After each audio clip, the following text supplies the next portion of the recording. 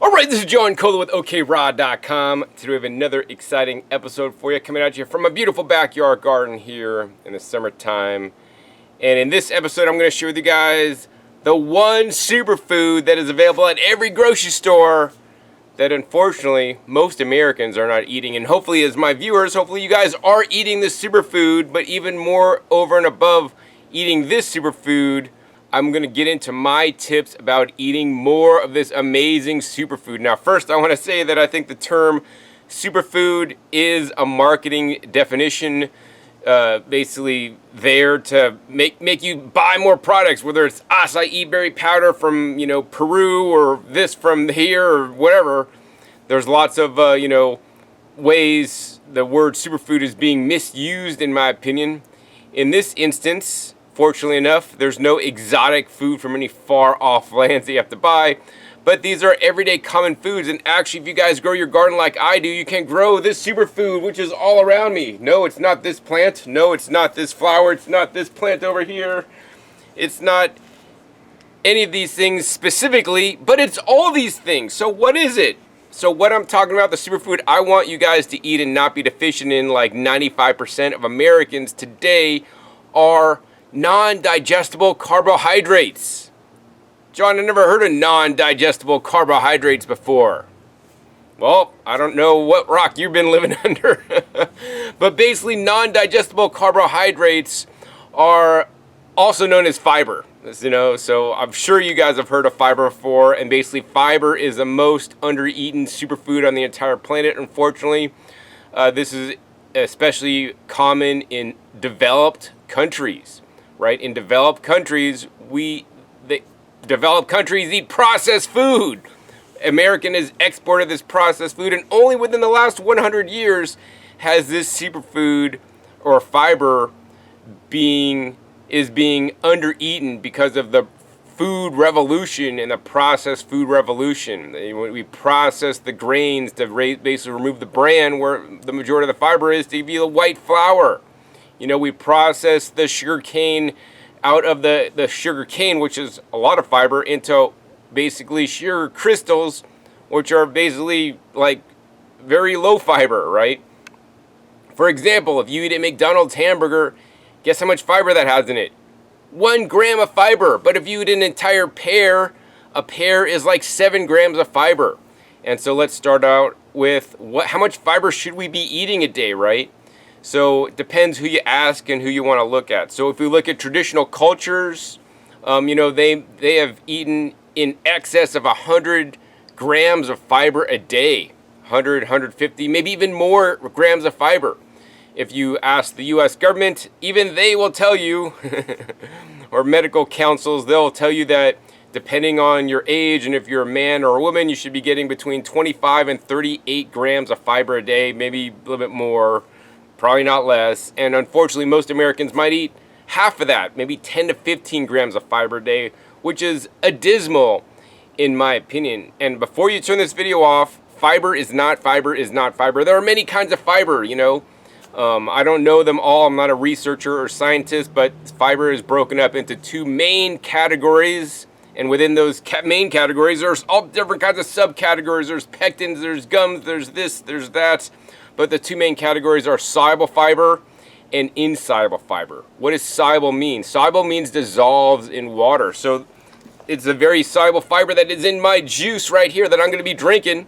This is basically my root juice. I drink pretty much on a daily basis when I'm not traveling.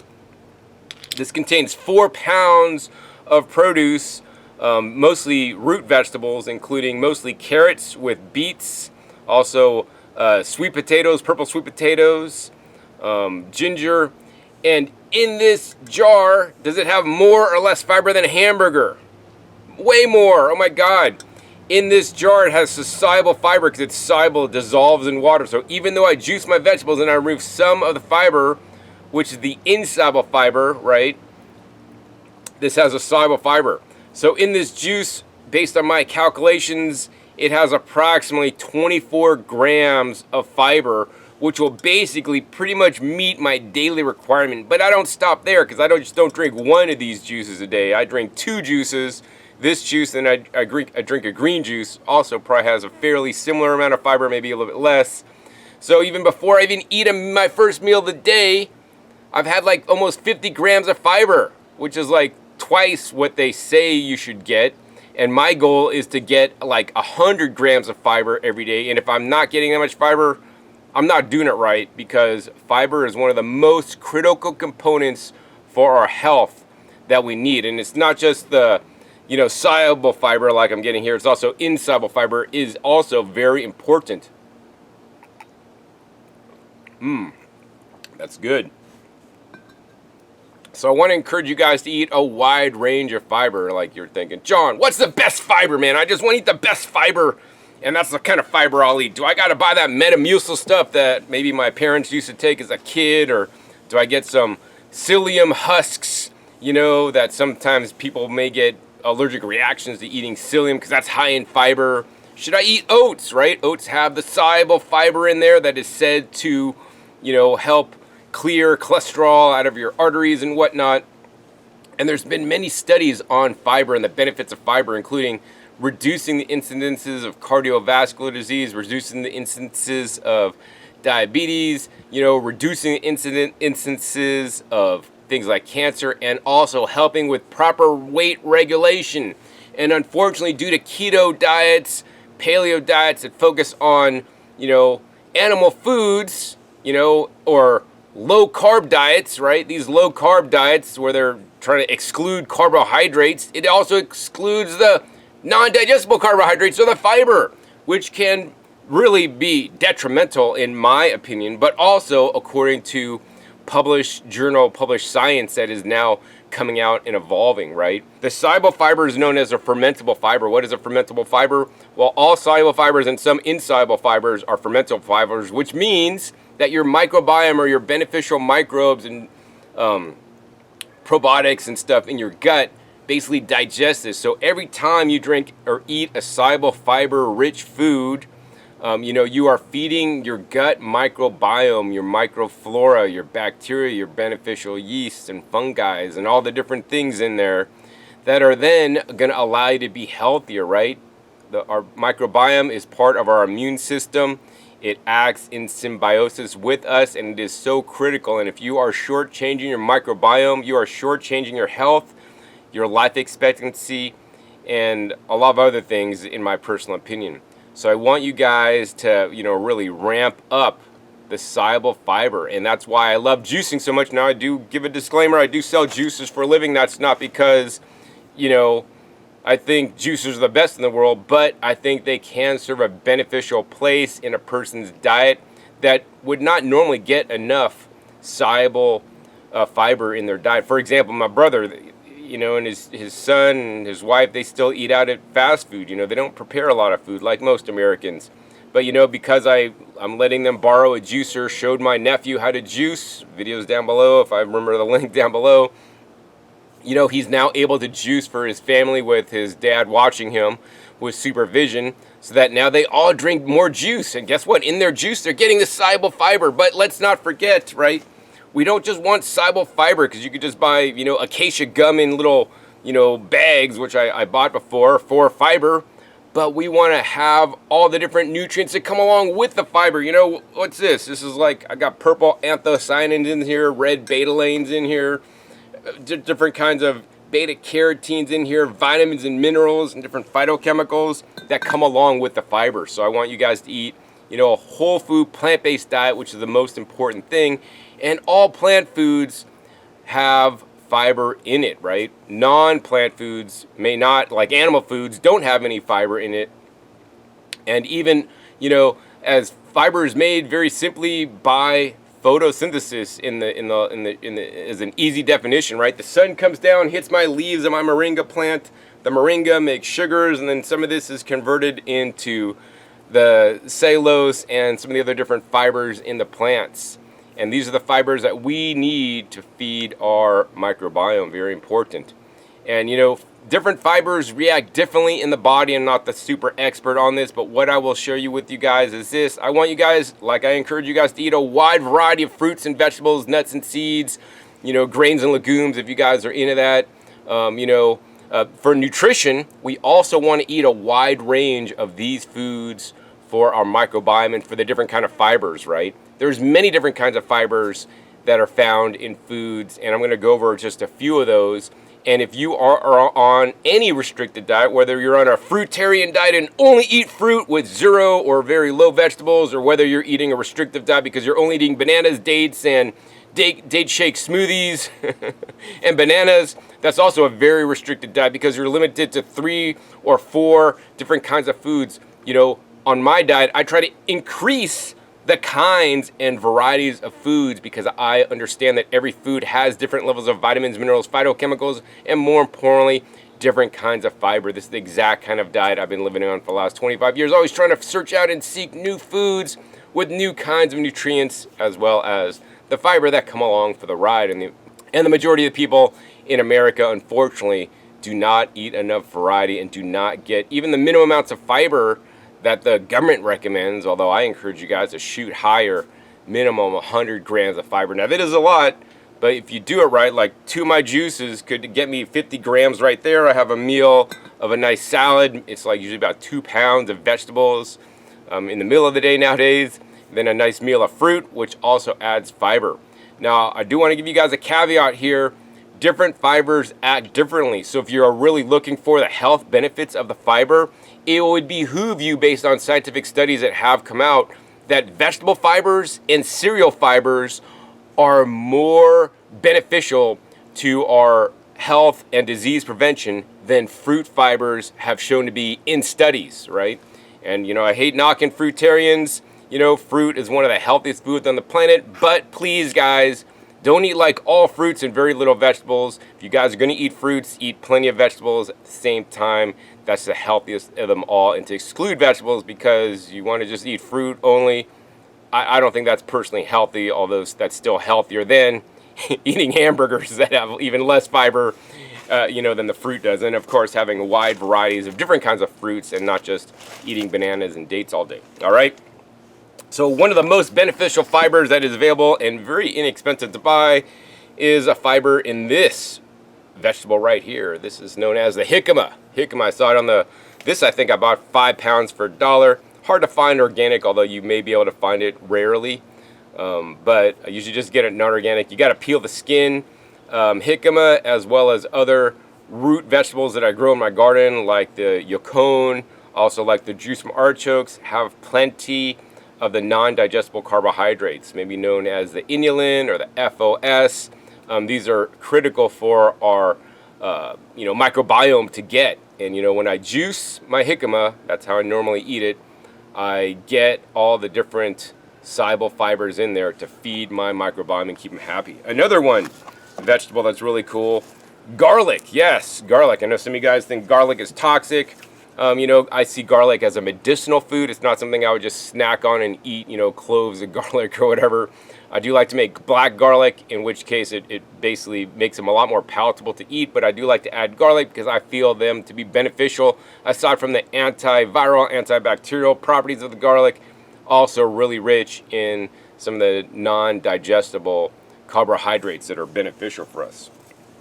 Now, if you go over to fruits, right, of course, they say bananas also high in the inulin. That also can be very good for us. Although, once again, I don't just encourage you guys to eat only bananas. Reach out and eat other kinds of fruits. There are more beneficial fruits than just the bananas, such as this one right here, the cactus fruit or cactus pears, the tunas. This happens to be kind of a red, purple one. I love these guys a lot, and if you think about it, when I juice these guys, it makes a very gel-like juice. Like, it's really thick. It's like gloopy, right? This is good. This is the type of fiber that forms a gel that helps protect and coat our intestinal walls, that give our microflora the food. And here's the thing, this is kind of nasty, but I'm gonna tell you guys anyways. If you guys don't feed your microflora in your gut the non-digestible carbohydrates or the soluble fiber they need, they're going to start eating your mucous membrane and the lining of your gut. That could cause dysbiosis and a lot of other issues, right?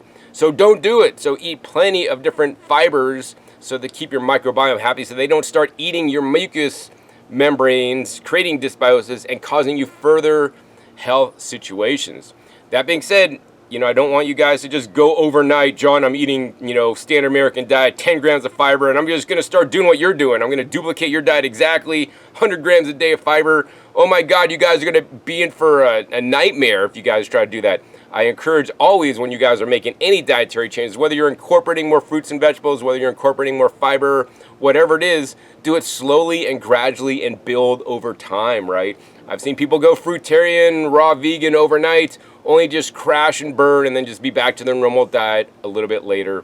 So do it more sustainably by adding in fruits and vegetables slowly over time and increasing the volume of fruits and vegetables and health foods you eat and decreasing the amount of processed foods, fiber less foods, the processed foods out of your diet in a slow and moderate pace so your body could have time to catch up. And more importantly, your microbiome could have a time to catch up, because if you've been living on a paleo diet, right, you don't have the right gut microbes. They're going to start digesting all this insoluble fiber that you're going to be eating. So, if you eat foods with the fiber along, and one of the things I learned, I don't have an apple with me, but I learned that apple seeds actually have more beneficial microbes than the skin on the apple, right? Eat the apple core and the apple seeds and all in there, as long as there's no mold in there, because I've seen mold in there sometimes, right? Super beneficial. I also actively encourage taking fermented foods, which have beneficial microbes in there, and especially ones that have been basically, like I make my own kimchi and sauerkraut that's been pre-digested, where the bacteria is already pre-eating some of the fiber to make it more broken down and easier for me to eat, okay? Of course, other things I like to eat for fiber right here. These are actually freeze-dried peas. They're actually quite good. Peas and the bean family of plants also have very important fibers for us.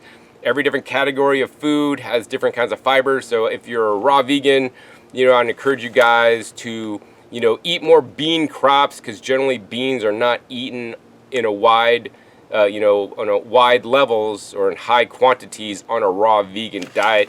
I find freeze-dried, peas an easy way to do that, although they have been blanched before they've been freeze-dried.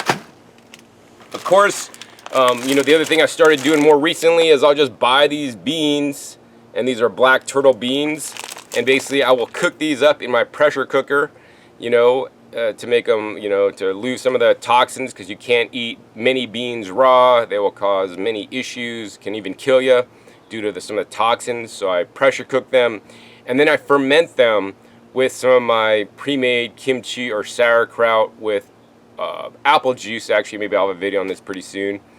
And then I let it ferment, so now I have a living food product, which is basically the beans, that allows me to get more beans in me, which I believe to be a good thing at this point. Now, my diet is not a bean-based diet by any means, but a scoop of this bean mix that I make once, that'll last like several weeks in the fridge. I'll take out a scoop and just add it to every salad. Makes my salads more satisfying without adding extra fat. And also, I know I'm doing a good job because I'm eating the black beans, which are high in anthocyanins, also getting additional fibers that I would not normally have gotten if I didn't choose to eat the beans as well.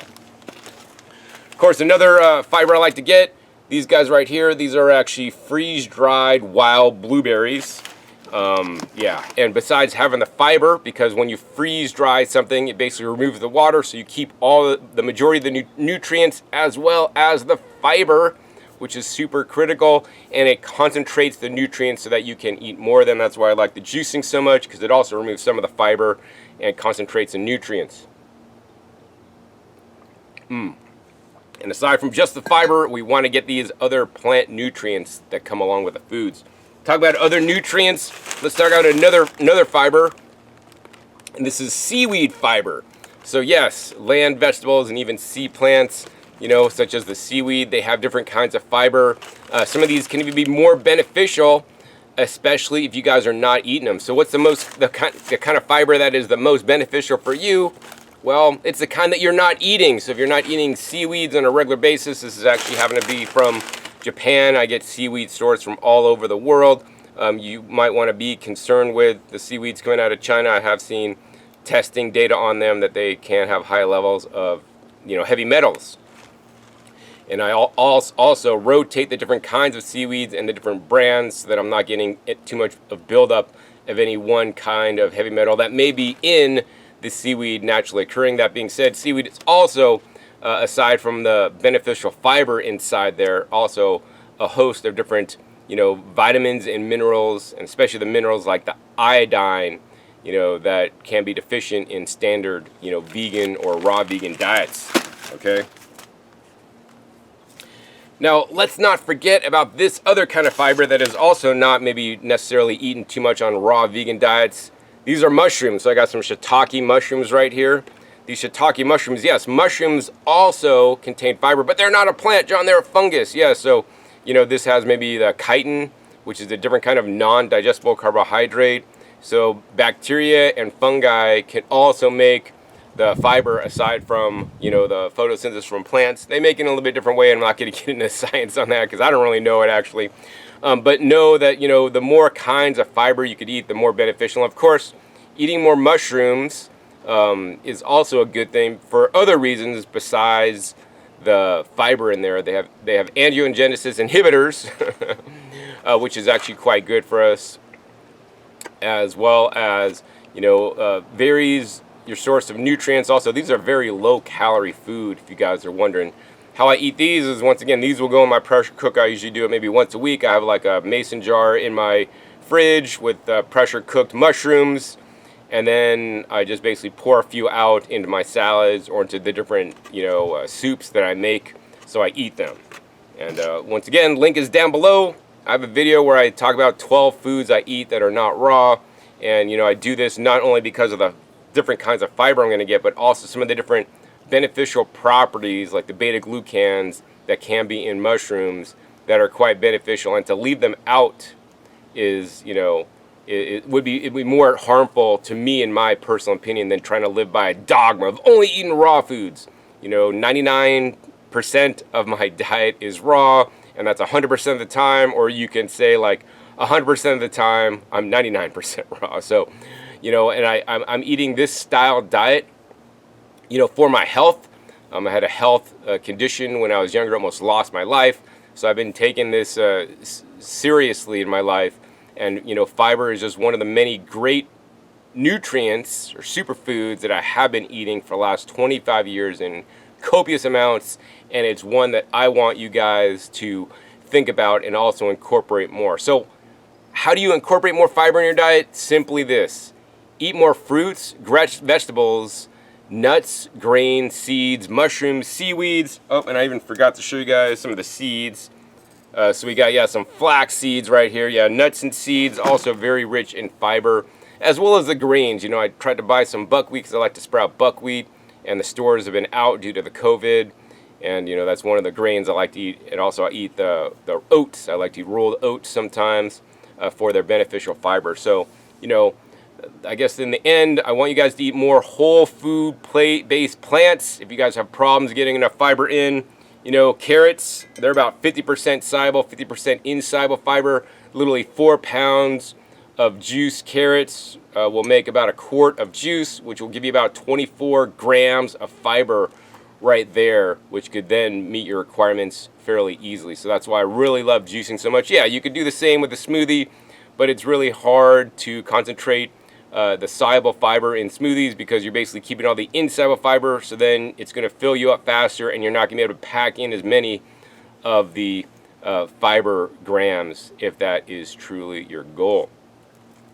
So I think that's pretty much it for this episode. I got to get drinking my juice, and then I get to eat my wild cauliflower rice soup that I made, or salad that I made a little bit later. But I surely hope you guys enjoyed this episode learning about the forgotten superfood that you could buy at every grocery store. I do encourage you guys to eat organic whenever possible, especially on some of the grains. Some of the grains and some other different foods, even including some of the fruits and vegetables, are being sprayed with Roundup or glyphosate post-harvest before processing.